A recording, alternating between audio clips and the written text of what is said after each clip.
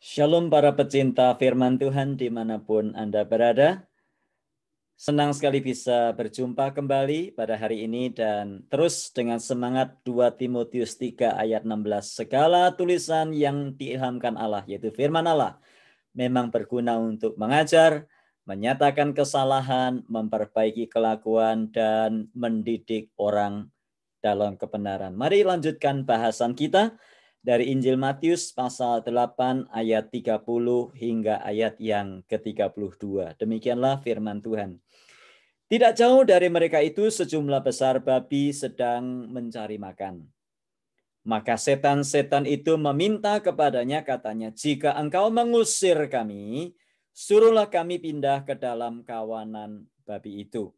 Yesus berkata kepada mereka, pergilah. Lalu keluarlah mereka dan masuk ke dalam babi-babi itu. Maka terjunlah seluruh kawanan babi itu dari tepi jurang ke dalam danau dan mati di dalam air.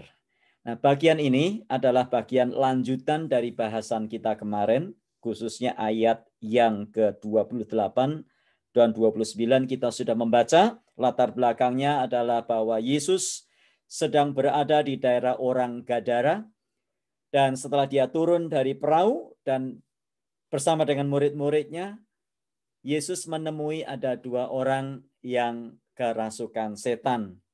Setan dalam hal ini yang dimaksud adalah roh jahat atau roh-roh jahat yang diterjemahkan dari bahasa aslinya daimon, atau di dalam bahasa Inggris terjemahannya adalah demons, yang artinya adalah roh-roh jahat. Nah, roh jahat itu berseru kepada Yesus di dalam ayat yang ke-29, apa urusanmu dengan kami, hai anak Allah? Atau di dalam ayat paralel di dalam Injil yang Markus dan Lukas dikatakan, apakah urusanmu dengan kami, hai anak Allah yang maha tinggi?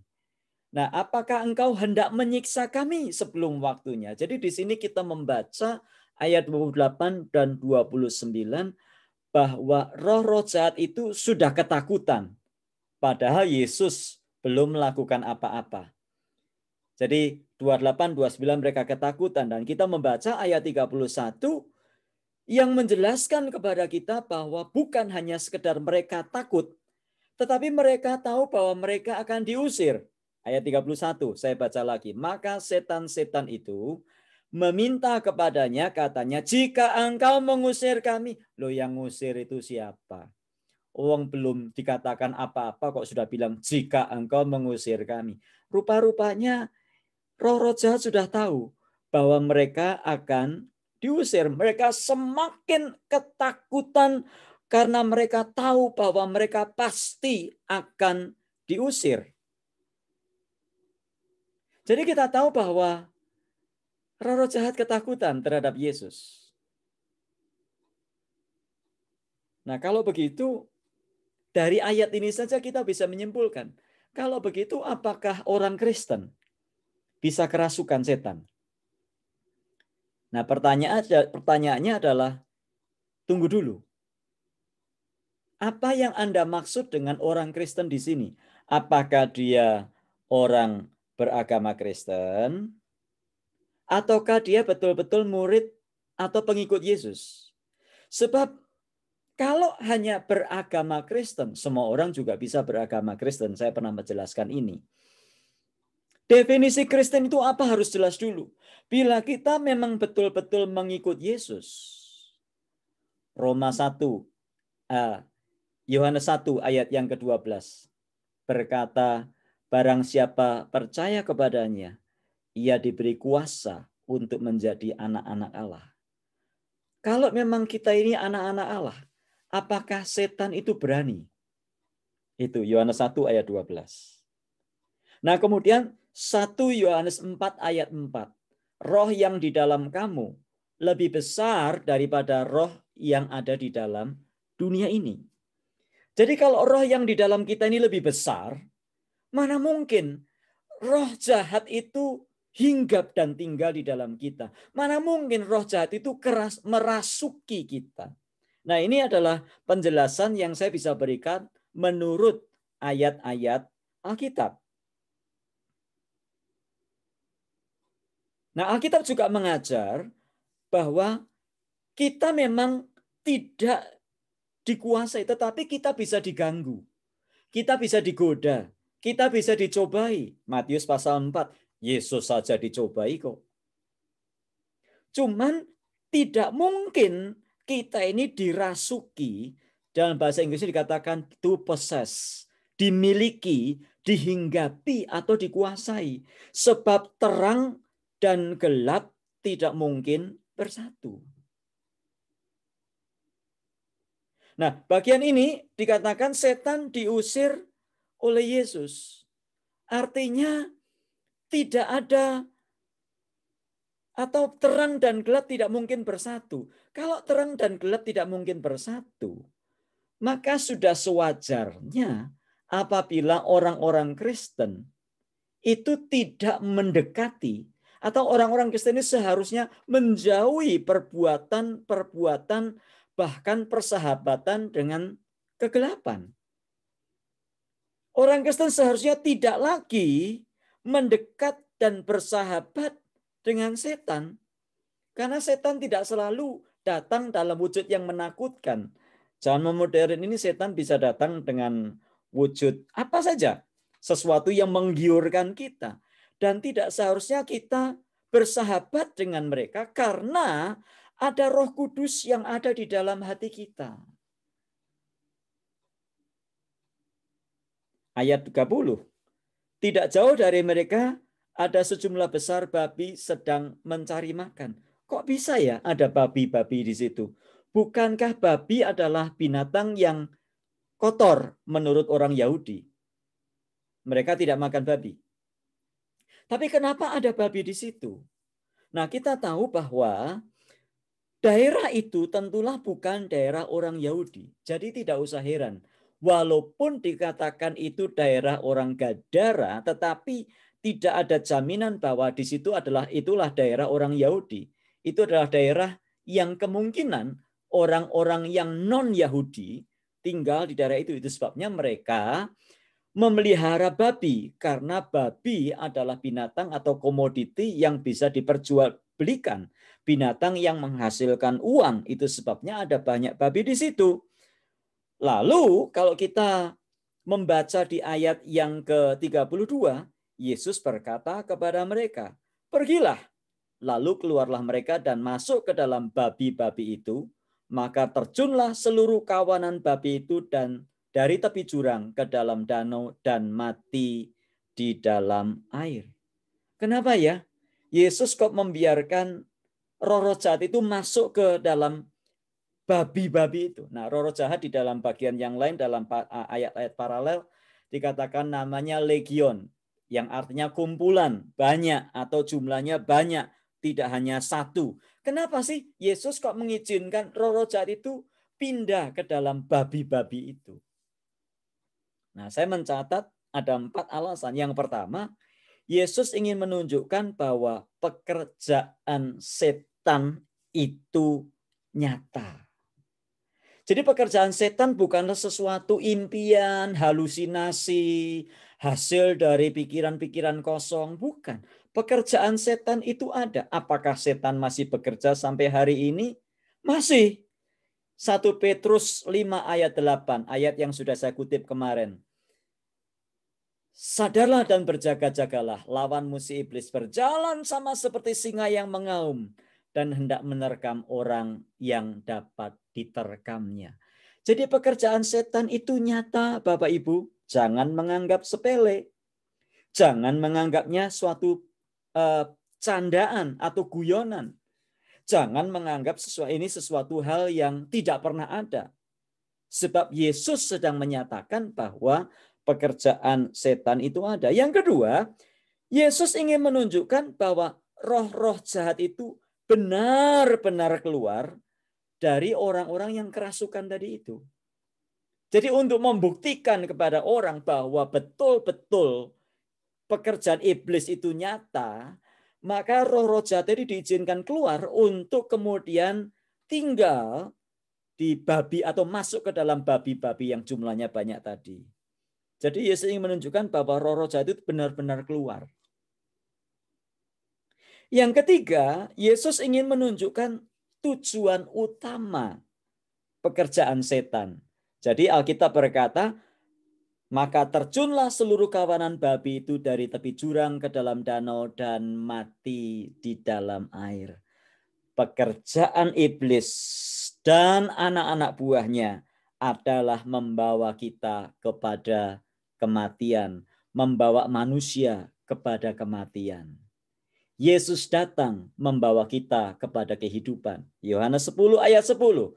Pencuri datang hanya untuk mencuri, membunuh, dan membinasakan. Aku datang supaya mereka memiliki hidup dan memilikinya di dalam segala kelimpahan. Jadi kita sudah tahu, kalau pekerjaan Tuhan membawa kepada kehidupan, dan kehidupan bukan hanya di dunia, tapi kehidupan yang lebih penting adalah kehidupan kekal. Kalau ada orang mengaku menyembah Tuhan, menyembah Allah, tetapi dia melakukan tindakan-tindakan destruktif yang membawa kepada kematian, kita sudah tahu Allah yang disembah tentunya bukan Allah yang sesungguhnya. Sebab pekerjaan Tuhan, pekerjaan Allah adalah membawa manusia kepada kehidupan. Kita lihat betapa berharganya, betapa cintanya Tuhan kepada manusia. Sampai roh-roh jahat itu diizinkan pergi dan masuk ke babi-babi itu. Yang keempat, kenapa Tuhan mengizinkan roh-roh jahat itu masuk ke dalam babi tadi? Yesus ingin membuka jati dirinya. Ingat konteksnya Injil Matius. Injil Matius temanya adalah Yesus Kristus adalah Mesias, Raja. Dia adalah Tuhan yang memerintah.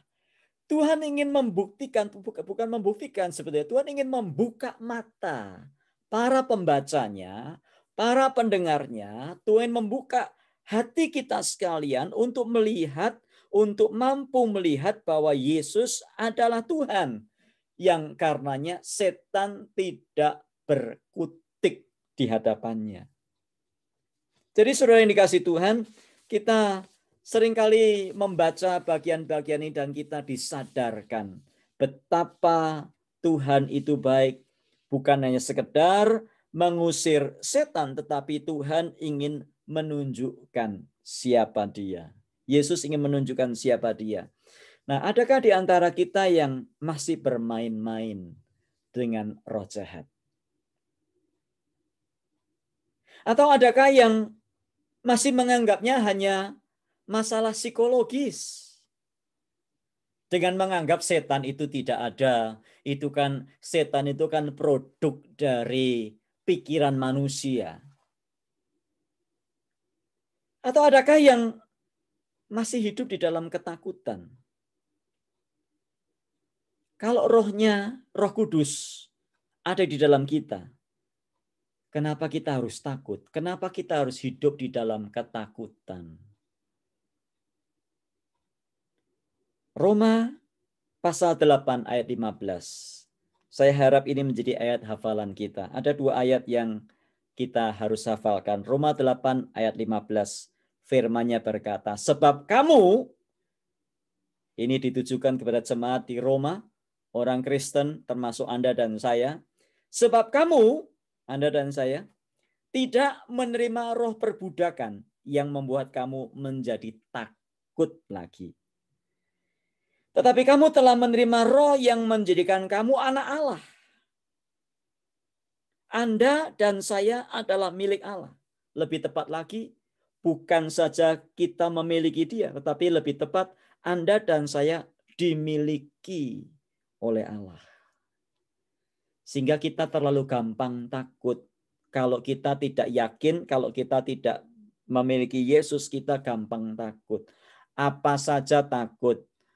Naik pesawat duduk di nomor 13 takut, waduh sial ini nanti.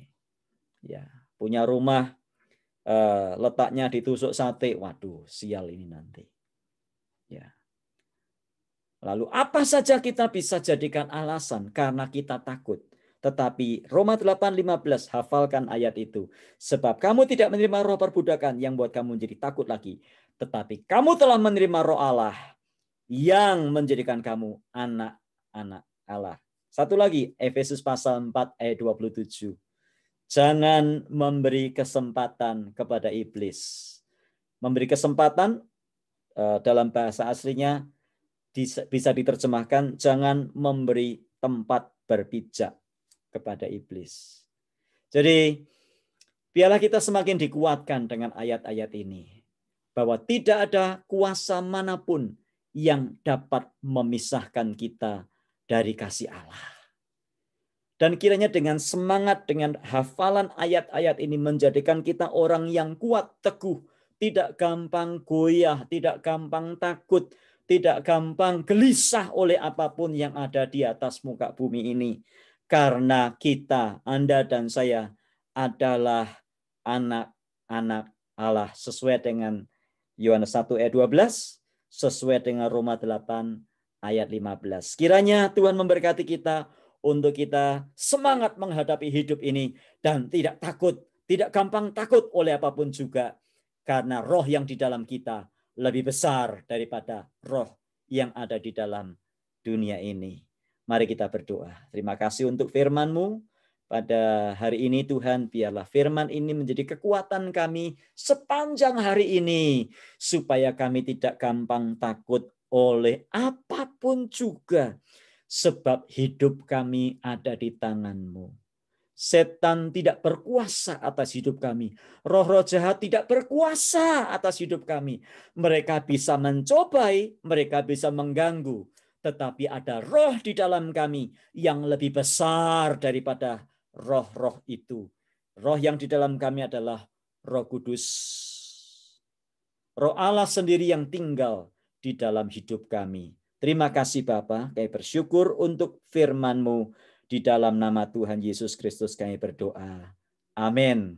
Tuhan memberkati kita sekalian. Apapun juga yang kita kerjakan hari ini, biar nama Tuhan Yesus dimuliakan. Dan Tuhan memberkati kita sekalian. Karena kita adalah anak-anaknya. Haleluya. Amin.